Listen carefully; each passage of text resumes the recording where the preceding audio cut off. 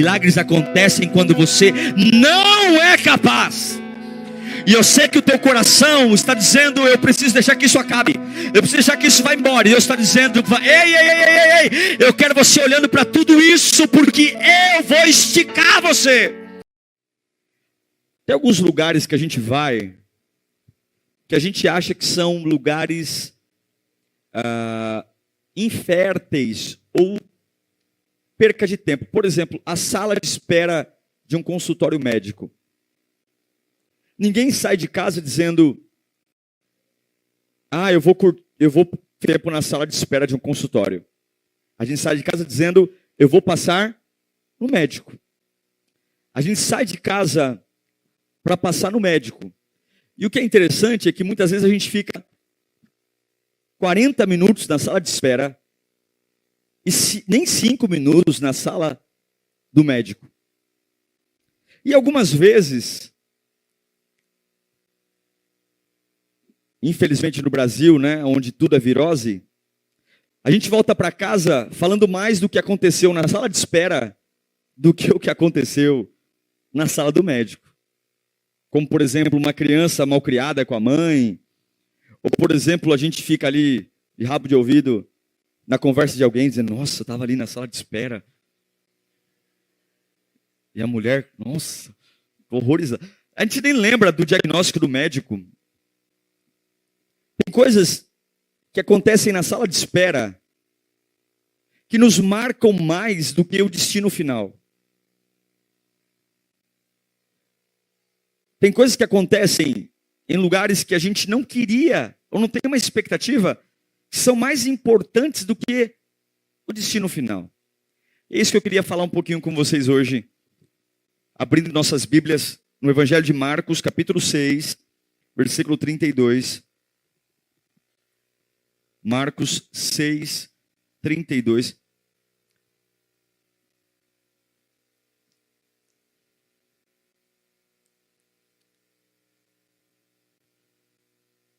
Todos acharam? Evangelho de Marcos, capítulo 6, versículo 32. A Bíblia diz assim, ó.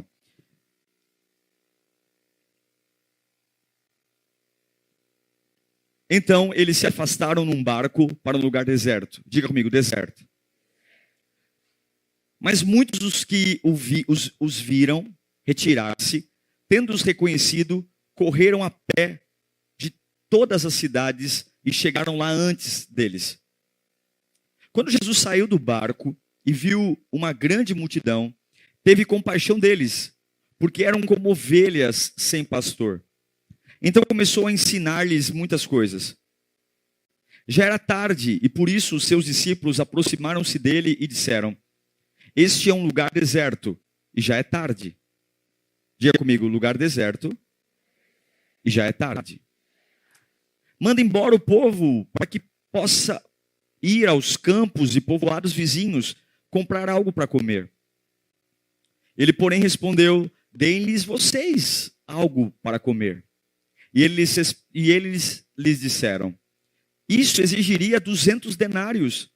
Devemos gastar tanto dinheiro em pão e dar-lhes de comer? Perguntou ele: quantos pães vocês têm? Verifiquem. Quando ficaram sabendo, disseram: 5 pães, 2 peixes. Então Jesus ordenou que fizessem todo o povo assentar-se em grupos na grama verde. Assim, eles se assentaram em grupos de 100 e 50. Tomando os pães, os 5 pães e 2 peixes, e olhando para o céu, deu graças e partiu os pães. Em seguida, entregou-os aos seus discípulos, para que os servissem ao povo. E também dividiu os 2 peixes entre todos eles. Todos comeram e ficaram satisfeitos. E aos discípulos recolheram 12 cestos cheios de pedaços de pão e de peixe. Os que comeram foram 5.000 homens. Deus fala conosco. A gente está aqui com muita alegria nessa última quinta-feira do ano. Um ano mova-nos. Um ano que nós vimos surpresas, intensidade, mas também vimos a tua fidelidade. teu amor. Fala conosco, Senhor. Se o Senhor falar, a gente vai embora diferente. Se o Senhor falar, a nossa mente muda, o nosso coração é alinhado. Em nome de Jesus. Amém. Esse texto, fazendo a exegese dele, lendo, ele é riquíssimo. Primeiro porque ele começa numa cidade. Jesus começa a pregar numa cidade. E de repente ele entra num barco. Ele está um pouco atordoado porque as notícias que estão correndo falam sobre a morte de João Batista. João Batista acabou de ser decapitado. Jesus tinha uma peculiaridade: todas as vezes que ele estava abatido, ele se recolhia em solitude. Sabe, irmãos, quando você opta em ficar sozinho, algumas pessoas odeiam ficar só, mas muitas vezes a solitude é a blindagem para que você não tente compensar suas emoções. Jesus tinha uma característica quando homem: todas as vezes que ele passava por embates, ele ficava só. Ele pega o barco e ele despede as multidões. Se você for ler os capítulos anteriores, João Batista acabou de ser decapitado. João Batista era um profeta, um homem de uma envergadura única, e a forma como ele foi morto, por um capricho de Herodias, entregue sua cabeça numa bandeja, e Jesus vai. Ele sai da cidade e vai para o deserto. Só que a multidão percebeu que Jesus saiu da cidade e foi para o deserto. Do lugar onde Jesus estava para o deserto são 8 quilômetros. E a multidão queria tanto estar perto de Jesus que ela correu à frente, deu a volta no mar e chegou primeiro que Jesus. Eu acho lindo isso, porque eles saíram da cidade e foram para o deserto com uma única motivação: estar perto de Jesus. Existe um segredo no mundo espiritual que a gente tem que aprender. Você está comigo aí? A gente sempre fica muito focado em quando a gente vai chegar. Enquanto a gente vai chegar. Enquanto a gente vai chegar. Enquanto vão me chamar. Eu mesmo, sentado na sala de espera do médico, quando demorava muito, eu ficava falando: eu vou trocar esse convênio. É um absurdo isso. Quando as coisas demoram muito de nos levar para o lugar que a gente acha que tem que chegar, a gente começa a questionar se vale a pena chegar no lugar que a gente quer. Mas eu aprendi nesse texto que mais importante do que o lugar onde você quer chegar, que o que é mais importante não é aquilo que você quer, que o mais importante não é aquilo que você tem pedido a Deus. O mais importante não é o avanço que você tanto espera, mas o mais importante é o que acontece com você enquanto você espera. O que é mais importante até de chegar lá, é o que acontece com você enquanto não chega ao lugar que você quer.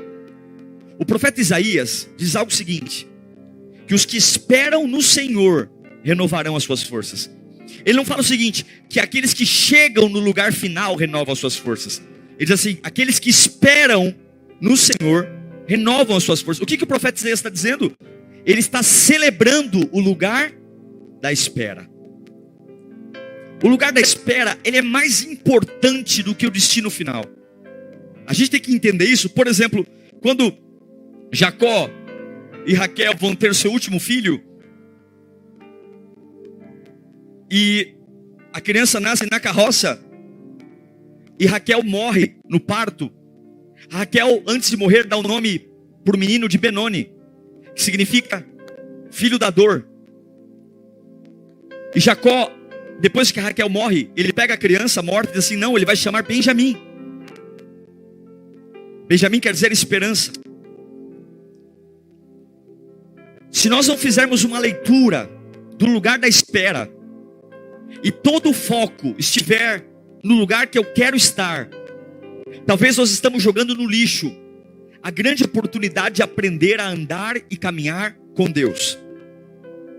Eu repito, não é o lugar que você quer chegar que é importante. Não é aquilo que você tem orado que é importante. Não é o avanço que você espera que é importante. O que é importante são as coisas que estão acontecendo agora, enquanto você espera. Para que quando finalmente você chegue lá, você tenha aprendido.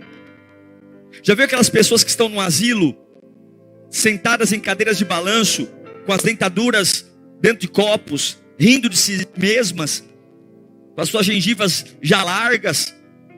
E o que elas falam uma com as outras? Aquilo que elas aprenderam ao longo da vida, aquilo que elas caminharam. Eu não estou falando de experiência de idade, mas estou falando de uma experiência de você aprender a andar com Deus na sala de espera. Quando nós temos a oportunidade de andar com Deus em momentos que nós ainda não estamos onde queríamos, mas estamos em salas de espera. E quando eu aprendo a andar com Deus em salas de espera, eu deixo de ser uma pessoa emotiva. Aquilo que para mim era emoção, aquilo que para mim era fragilidade, agora já não é mais, porque eu experimentei Deus na sala de espera. Eu aprendi que eu não estou gritando porque está doendo. Quando eu aprendo a conhecer Deus na sala de espera, muitas vezes eu não estou gritando porque eu estou emotivo, eu não estou gritando porque eu estou chateado, eu estou gritando apenas porque eu estou entusiasmado com o que eu estou aprendendo com Deus na minha espera.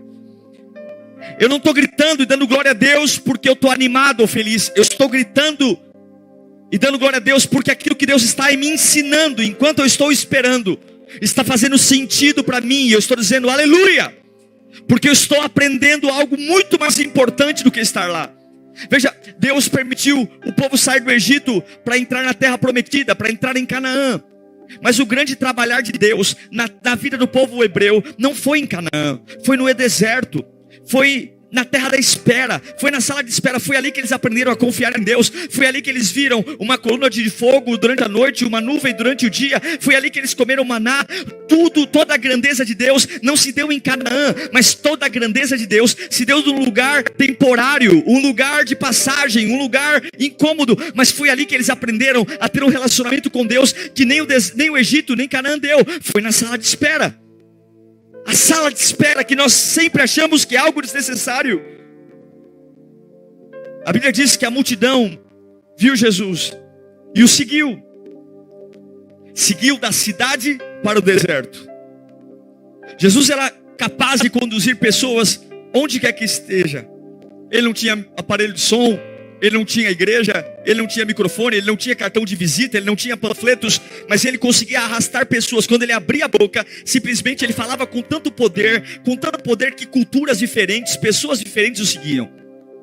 Veja, um bom pregador arrasta pessoas, mas somente um bom pregador líder consegue arrastar pessoas para o deserto. Um bom pregador arrasta pessoas para qualquer lugar, desde que esse lugar esteja agradável. Mas só líderes conseguem arrastar pessoas para um deserto. Jesus não era só um bom pregador, Jesus era um líder. Ele foi para um deserto e as multidões o seguiam. E não apenas os justos, não apenas os puros, mas estavam ali cafetões, prostitutas, era uma multidão mista. E eles seguiram Jesus para um lugar seco e deserto. Eles deixaram a opulência da cidade, as suas habitações, deixaram seus jumentos, suas plantações, seus negócios, seus mercados, deixaram tudo para seguir Jesus no deserto. Não sabemos o que ia acontecer ali, eles apenas seguiram Jesus. Parece que talvez a sensação que eu tenho é que eles estavam tão apaixonados por Jesus, tão apaixonados pela pregação, que eles nem se ligaram que eles estavam saindo da cidade e entrando no deserto. Eles estavam tão embriagados por aquela voz, por aquela pregação, por aquela presença, que nem se deram conta que o clima mudou, o chão mudou, e uma cidade para um deserto é muito diferente. Você já seguiu Jesus em situações áridas? Você já seguiu Jesus em situações secas? Você já foi capaz de abrir mão do conforto da cidade para seguir a voz de Jesus num deserto? Parece que é fácil a gente falar de lugares prósperos, lugares agradáveis. É fácil a gente dizer, fui atendido. Mas você já conseguiu seguir Jesus quando você está na sala de espera e a enfermeira vem dizendo, olha, o horário do doutor acabou, só amanhã agora. Você já seguiu Jesus no lugar de desolação? Sabe aqueles lugares que você está vivendo um deserto e fica aquela dúvida: será que é Deus que está me guiando ou o diabo que está me enganando? Será que isso vem de Deus ou vem do diabo? Será que é Deus me guiando porque eu estou seguindo Jesus, estou indo para um deserto? Ora, irmãos, eu quero dizer uma coisa a você: todo o inferno está atacando, e tem vezes que você não vai saber se é a vontade de Deus ou se é alguma interferência do diabo. Mas também não importa, porque todas as coisas cooperam para o bem daqueles que amam a Deus segundo o seu propósito. Não adianta, não querer estudar se é o inferno ou se é Deus. Não existe diferença, porque tudo coopera. Se foi o diabo que causou ou se foi Deus, no final você vai ser abençoado. Mas vamos voltar para cá. Nesse texto, o povo está saindo da cidade, um centro financeiro, e indo para um deserto. E eles estão indo para um deserto porque estão seguindo a Jesus. Talvez para alguns um deserto financeiro, um deserto emocional, um deserto conjugal, um deserto espiritual, um deserto familiar, um deserto com os seus filhos. Você já teve que seguir a Deus no deserto? Você já teve que dizer: Senhor, eu vou estar contigo mesmo eu saindo da cidade e entrando num deserto? É dizer como Jó disse, e eu amo Jó. Jó diz em seu livro: ainda que ele me mate, nele esperarei. A antessala, a sala de espera, é um lugar que define meninos e homens. Porque o deserto é um lugar que nada vive, nada cresce, ninguém mora lá. Mas o deserto é a sala de espera. É seguir Jesus no lugar onde não tem água, onde não tem uma árvore que cresce, onde não há nenhum fruto para se apegar, onde não tem nada, não tem nem comunicação, não tem pessoas para conversar. É um deserto, um lugar de esterilidade, uma falta de apoio. No deserto tudo é complexo, mas eu continuo seguindo uma voz no deserto.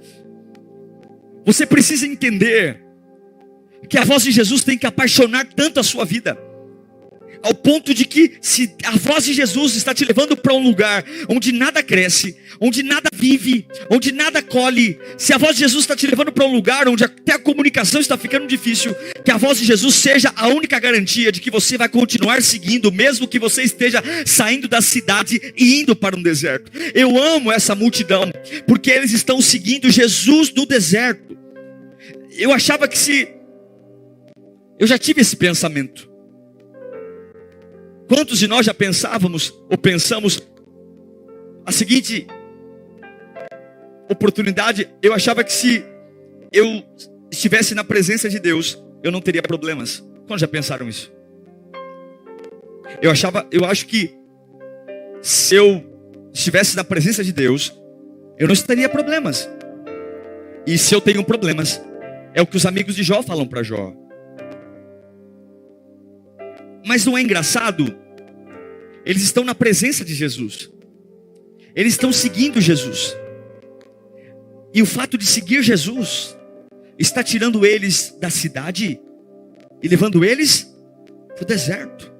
Eles ainda ouvem Jesus, eles ainda veem Jesus, eles ainda seguem Jesus, mas eles estão saindo da cidade e indo para o deserto. Eu não sei o que te ensinaram, e é isso que a religião tenta colocar: venha para Jesus. Mas Paulo explica a Timóteo, em 2 Timóteo capítulo 3, versículo 12, que de fato todos os que desejam viver piedosamente em Cristo, todos que desejam viver Cristo verdadeiramente, entregando seus corações, todos aqueles que desejam servir a Deus de forma verdadeira, sincera, todos eles serão muito abençoados. É isso que diz a palavra? Serão extremamente honrados. É isso que diz a palavra? O que diz a palavra? Serão perseguidos. Às vezes, quanto mais você faz para Deus, quanto mais você faz para Deus, mais você entra na lista negra do inferno. E o inimigo tenta sempre exterminar você, não porque você é incapaz, mas porque você é eficaz. Eu quero dizer para algumas pessoas aqui que você não se meteu em problemas porque você não é eficaz. Muito pelo contrário, algumas coisas, você está saindo da cidade e indo para o deserto exatamente porque você tem feito a diferença na sua casa, tem feito a diferença no seu trabalho, tem feito a diferença na sua fé. 5.000 homens, sem contar mulheres e crianças. 5.000 homens estão no meio de um deserto, porque estão seguindo Jesus. 5.000 homens abandonaram suas casas, seus trabalhos, cegamente estão no meio de um deserto. É como se ontem eu estivesse dançando e agora toco um telefone e de repente eu estou ouvindo Jesus, mas estou no meio de um problema. É como se de repente alguma coisa desviasse a minha atenção. Ontem eu estava ali adorando a Deus, servindo a Deus, clamando a Deus, mas de repente alguma coisa acontece e eu estou no meio do deserto. Eu comecei a ouvi-lo na cidade, mas agora eu de repente acordei e eu estou no meio de um deserto. No meio de um lugar que eu nunca planejei, mas a voz de Deus me levou. Quantas pessoas reais temos aqui? Eu não estou pregando para bonecos. Eu estou pregando para pessoas reais. Pessoas que têm vidas reais e enfrentam inimigos reais. Eu quero dizer que o fato de você ouvir a voz de Deus não te livrará de problemas. O fato de você ouvir a voz de Deus, o fato de você ter experiências com Deus, isso não levará você ou inibirá você de ter situações que você não vai ter o controle sequer. Quantas vezes a gente diz, se mais alguém me ligar com mais um problema, eu vou perder a cabeça. Se mais alguma coisa acontecer, eu vou surtar. Porque eu achei que se eu estivesse na presença dele, eu não teria problemas. Mas eu quero que você entenda que por mais que o inimigo tente mandar problemas a você, sua vida sempre vai estar no controle de Deus. Porque o diabo lutaria. Porque o diabo lutaria com alguém que não tem Deus? Porque Satanás teria problemas com alguém que está fora dos caminhos do Senhor? Eu sinto que Deus está liberando algo nesta noite. Levante suas mãos para cá. Nessa última quinta-feira do ano, alguns estão apavorados porque estão em salas de espera e dizendo, Senhor, quando é que vai chamar a minha ficha? Quando é que vão me chamar para o consultório? Eu não vim aqui para ficar sentado, eu vim aqui porque eu quero entrar lá, eu quero saber o diagnóstico. E Deus está dizendo, mais importante do que o lugar aonde você quer chegar é o que você está vendo enquanto você espera. O meu tesouro não está lá, o meu tesouro está enquanto você espera. E Deus manda dizer a você, vai ficar tudo bem. Pessoas vão te abandonar na sala de espera e tudo vai ficar bem. Pessoas vão mentir para você e tudo vai ficar bem. Pessoas vão ferir você e tudo vai ficar bem. Mas se você estiver, mesmo no pior lugar, ouvindo a voz de Jesus, você vai ter vida. Vida. Jesus está ali com 5.000 homens, fora mulheres e crianças, no deserto. E de repente os discípulos ficam preocupados, porque agora, Senhor, está longe, são 8 quilômetros. 8 quilômetros não é uma caminhada fácil. Havia mulheres e crianças, e agora os discípulos falam, Senhor, nós temos um problema. Libere as pessoas, liberem eles, porque é isso que a gente faz. A gente acha que quando a gente não tem o suficiente, a gente tem que largar de mão.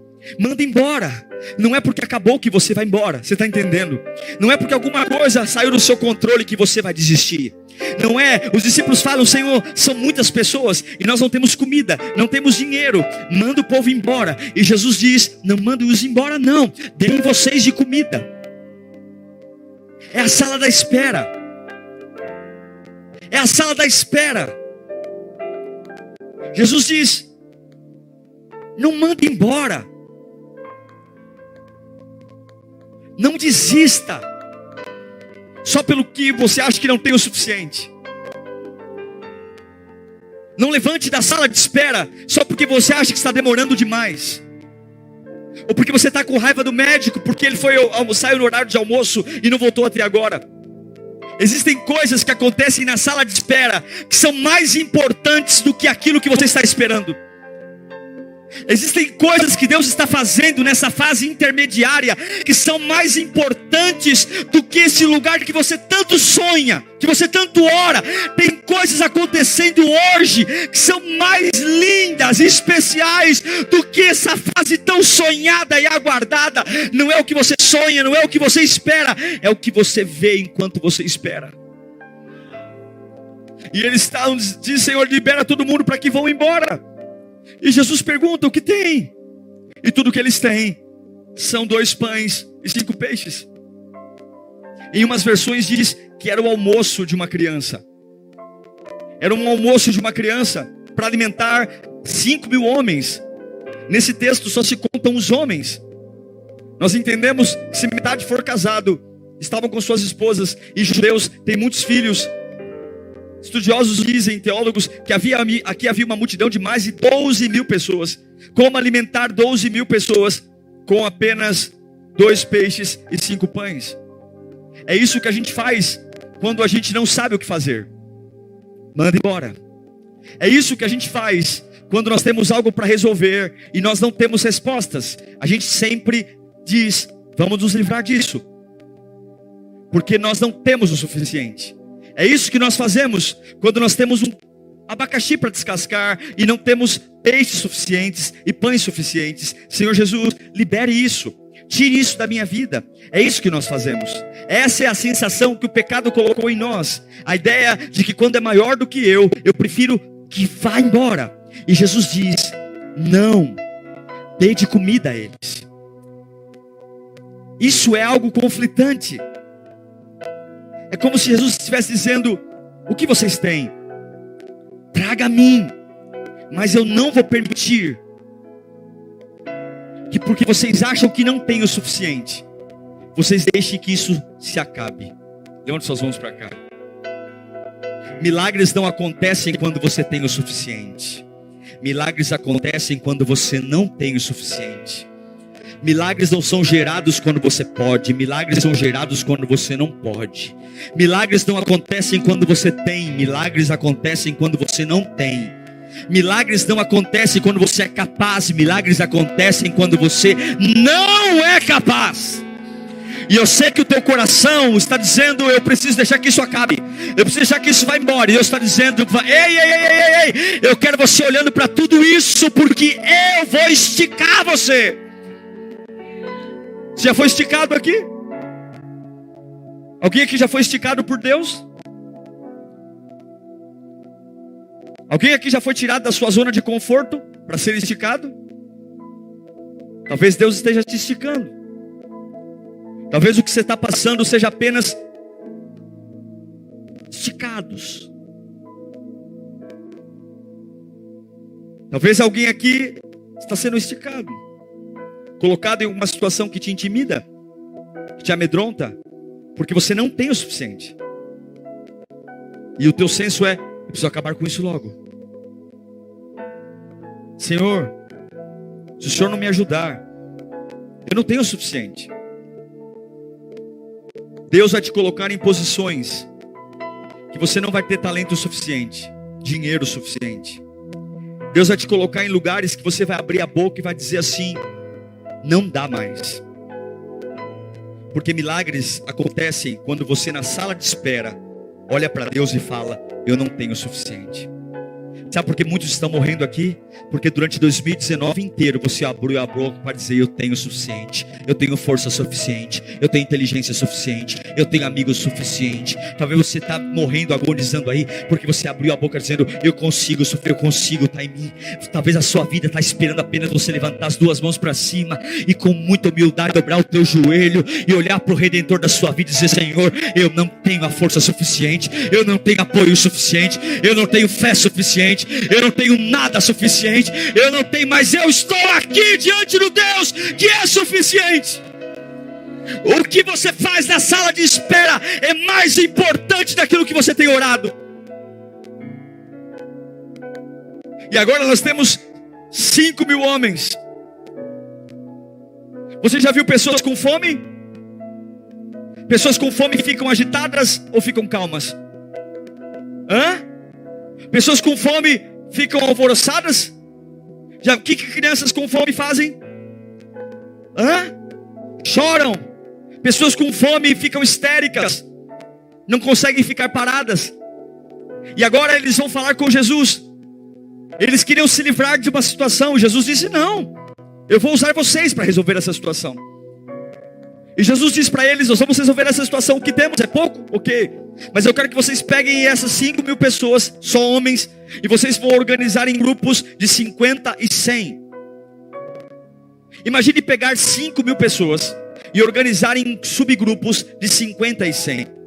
Pegar no meio de 5.000 pessoas e dizer 1, 2, 3, 4, 5, 6, 7, 8, 9, 10, 11, 12, 13, 14, 15, 16, 17, 18, 19, 20, 21, 22, 23, 24, 25, 26, 27, 28, 29, 30, 31, 32, 33, 34, 35, 36, 37, 38, 39, 40, 41, 42, 43, 44, 45, 46, 47, 48, 49, 50. Ufa, cansou? Eu só montei um grupo.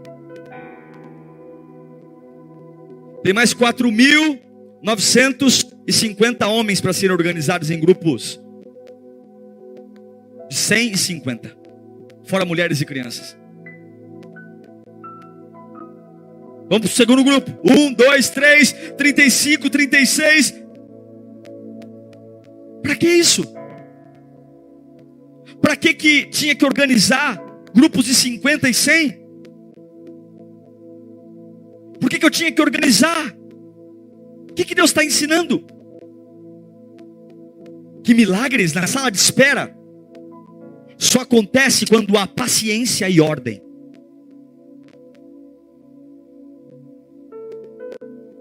Você serve a um Deus decente. Você serve a um Deus que tem domínio. Você serve a um Deus que tem controle. E Deus não responde à nossa emergência e aos nossos gritos histéricos. Você quer viver milagre? Você vai ter que ter força para trazer ordem e decência e paciência para a tua vida no meio do caos. Você vai ter que olhar para as tuas emoções desequilibradas e começar a contar até 50 e dizer: vai sentar aqui. 1, 2, 3, 4, 5, 40, 50, 90. Vai sentar aqui enquanto... Mas pastor, é muito grito. Pastor, você não está entendendo? É criança com fome. Enquanto não houver ordem, paciência e decência, não tem multiplicação. Deus não vai reagir à tua urgência, pelo quanto berramos, gritamos, choramos, esbravejamos, pelo quanto nos sentimos vítimas, pelo quanto no meio do caos levantamos a nossa mão e dizemos: eu vou organizar os meus pensamentos, eu vou organizar. Está aqui a paciência, está aqui a ordem. Você tem que se aquietar e esperar. Deus está falando com pessoas aqui hoje. Deus está vindo para muitas pessoas aqui hoje. E na sala de espera vai dar tremor, vai começar a riscar o banco, vai pegar o clipe de dentro da bolsa e vai começar. Você vai ter que trazer ordem. Se a voz de Deus te levou para um deserto, se te contaram uma história que servindo a Deus você não teria problemas, e agora você se veio no meio de um deserto, e agora você diz: ué, eu achei que servindo a Deus não teria problemas. Deus está dizendo: você não precisa dispensar isso, não fique onde você está, mas traga paciência e ordem. Traga paciência e ordem. No meio do que você ouve, no meio do que você sente, no meio do que você reage, traga paciência e ordem no meio desse conflito familiar. Traga paciência e ordem no meio dessa crise financeira. Traga paciência e ordem no meio dessa pressão emocional. Traga paciência e ordem no meio daquilo que perdeu o seu controle. Traga paciência e ordem. Comece a organizar os grupos. Comece a organizar os grupos. Começa, e não tem nada a ver com o que você sente. Não tem nada a ver, as pessoas estão com fome. As pessoas estão famintas. Mas a ordem de Deus tem que ser maior do que o que você sente. É por isso que você não precisa sentir nada. Você precisa acreditar que a voz que te trouxe até o deserto é a mesma voz que vai te tirar do deserto, porque não é o lugar que determina quem você é a voz do pastor que você segue, que diz para onde você vai. E o mesmo pastor que grita no alto da montanha é o mesmo pastor que grita no fundo de um vale. Ele é o alfa, o ômega, o começo e o fim, o pai das luzes. Ele é o princípio de todas as coisas. E quando você organiza a sua vida, quando você diz para as suas emoções: paciência. Quando você organiza as suas emoções e traz ordem, a hora que ele vê ordem e paciência, ele pega o pão, ele abençoa o pão, ele quebra o pão e ele multiplica o pão. Tem muitas pessoas esperando viver um milagre. Você pode fazer sua parte. E a hora que você fizer sua parte, Deus pega você. Deus abençoa. A Bíblia diz que Ele pega o pão e Ele dá graças. Ele abençoa. Ele quebra o pão para mostrar que não é você. Ele quebra o pão para mostrar que não é o seu dinheiro. Ele quebra o pão para mostrar que não é o seu talento. Ele quebra o pão para mostrar que não é a sua influência. Ele quebra o pão para mostrar que não é o seu poder. Ele quebra o pão para mostrar que não é que você é talentoso. Ele quebra o pão para mostrar que você não é nada. Mas a hora que ele quebra você, ele começa a ofertar você ao mundo e dizer: ó, através desse que eu peguei, abençoei e quebrei, eu vou matar a fome desses que estão morrendo. Eu vou dar esperança para aqueles que estão sofrendo. Eu vou mostrar que aquele que eu quebro, eu posso mostrar ao mundo o que eu faço com aquele que eu quebro. Se você hoje começar a trazer ordem e paciência para a sua vida, Deus vai pegar você como pegou aqueles peixes, aqueles pães, vai pôr você em suas mãos. Levanta as suas mãos para cá. Hoje Deus pega você.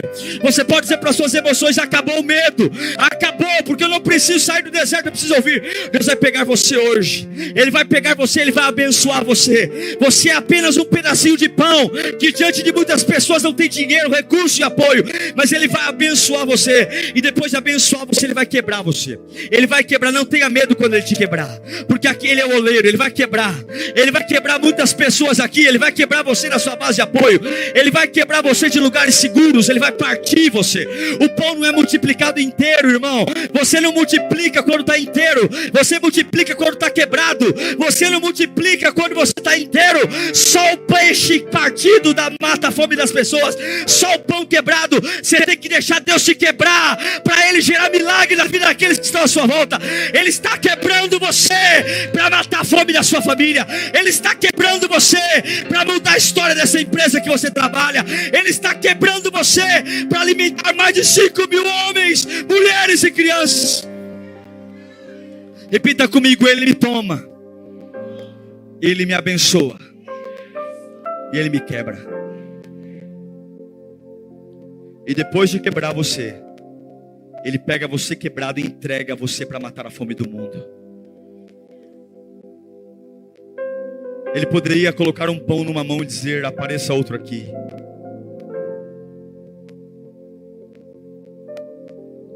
É familiar partir o pão? Por que na Páscoa a Bíblia diz que Ele parte o pão? Na noite que Ele foi traído, Ele tomou o pão em suas mãos e partiu. Porque a multiplicação só acontece quando há partilha, quebra. Por que quando Ele está no caminho de Emaús, a Páscoa dos hebreus, toda a multiplicação vem da partilha? Porque você não pode ensinar alguém até ter passado por uma tempestade. Você não pode tirar uma pessoa do mundo até que você tenha vencido o mundo. Você não consegue explicar um milagre até você viver um milagre. Você não pode explicar para alguém o que é servir a Deus no meio do abismo enquanto você não passar pelo abismo. Você não pode dizer para alguém que você não precisa estar feliz para servir a Deus até o dia que você consiga servir a Deus triste. Você não pode dizer para alguém que Deus sustenta alguém no leito de dor até o dia que você estiver numa maca e adorar a Deus em cima de uma maca. Você não pode dizer para alguém que o Senhor é provedor e que até o último dia, um segundo, Ele vai trazer o recurso, até o dia que você tenha que pegar um pouquinho de azeite, um pouquinho de farinha, fazer um pedacinho de pão e partir e dar para o profeta. Você não pode pregar com fogo até o dia que você chegar pregando, queimando, não porque você está cheio do Espírito, mas porque você vem queimando e ardendo das tribulações da sua vida. Você não pode olhar para alguém e dizer: Jesus vai mudar a sua vida, até o dia que você sabe de onde Jesus te tirou, e você vai dizer: Ele vai mudar a sua vida. Não é porque a teologia me ensinou, não é porque eu fiz um curso, é porque eu vim ardendo e queimando dos lugares aonde Ele me pôs, e eu aprendi que Ele me pega, me abençoa, me parte, e depois que Ele me parte, eu mato a fome de todos aqueles que precisam comer. Nesta noite eu quero dizer que Deus está aí. Tire os olhos do retrovisor, olhe para o Deus da sua vida. Olhe. Deus é bom. Deus é bom. Eu acho lindo, e aqui eu encerro, em Marcos 6,39. Onde eles estavam? Repita comigo, deserto. Não era no deserto? Mas quando Jesus manda os discípulos organizarem grupos de 50 e 100, então Jesus ordenou que fizessem todo o povo assentar-se em grupos. Ué, a gente lê isso e não percebe. Mas eu nunca vi ter grama verde. Você já viu isso? Você já viu grama verde em deserto? Hã? Porque quando você começa a equilibrar a sua vida, paciência e ordem, de repente você percebe que no lugar mais seco da sua vida, Deus começa a colocar uma grama verde para você sentar. Eu li esse texto várias vezes e demorei para perceber a respeito da grama verde. Porque não tem grama verde no deserto. E o texto bíblico diz claramente, é um lugar de deserto. Talvez alguém aqui já passou por uma doença grave. E talvez você vai encontrar um pasto verdejante no meio da doença. Ou talvez passou por uma situação profissional difícil. E você diz, não tem como. E aí de repente Deus te dá uma surpresa de um pasto verdejante. De repente, coisas grandes acontecem na sua vida. Quando você entende que mais importante do que o lugar que você quer chegar é aprender a andar com Deus na sala de espera. Mais importante do que Canaã é o Deus que se manifesta no deserto. Agradeça a Deus pela sua sala de espera. Agradeça a Deus por você estar exatamente onde você está. Agradeça a Deus. E ao invés de ficar histérico, comece a organizar grupos de 50 e de 100. E quando você trouxer organização, Ele vai pegar você, abençoar você, quebrar você